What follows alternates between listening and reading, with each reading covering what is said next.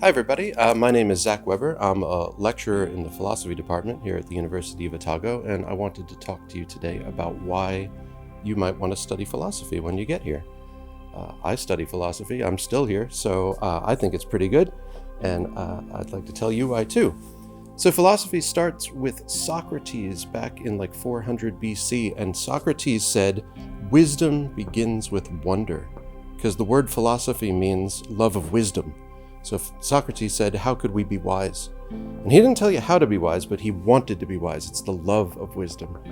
So Socrates said, to be wise begins in wonder, and it begins with that feeling of being kind of small and not understanding what the world is all about. You ever feel like that? Like you go through your life and stuff happens and you're supposed to like get a job and drive a car, and at the end of the day, it doesn't really make sense.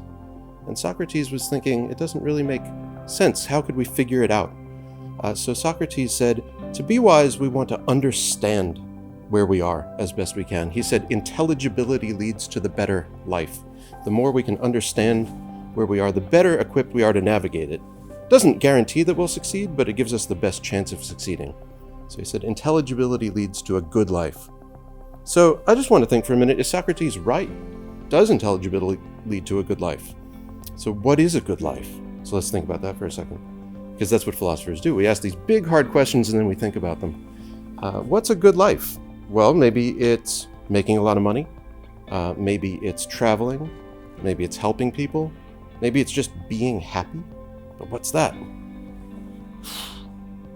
So maybe Socrates was wrong. And maybe we shouldn't try to understand where we are, because maybe we won't like the answer. Maybe trying to figure things out is a bad idea, and we should just try to get through things as best we can. Maybe, as they say, ignorance is bliss. So maybe, is that right? Would it be just better not to know certain things? And I guess what I want you to think about is that if you're already asking, is ignorance bliss or not, then it's kind of too late, because you're already asking the question, and to choose to be ignorant would be to try to deceive yourself. And philosophers at least think that you can't do that. So I think we're stuck doing philosophy one way or the other, and we in the department here are here to help you work through some of these big, hard questions, and to work through them in a way that's not just giving our opinions or shouting at each other, but to really try to work together and think through things as carefully as we can to stand the best chance of getting to wisdom, or at least loving the pursuit of it.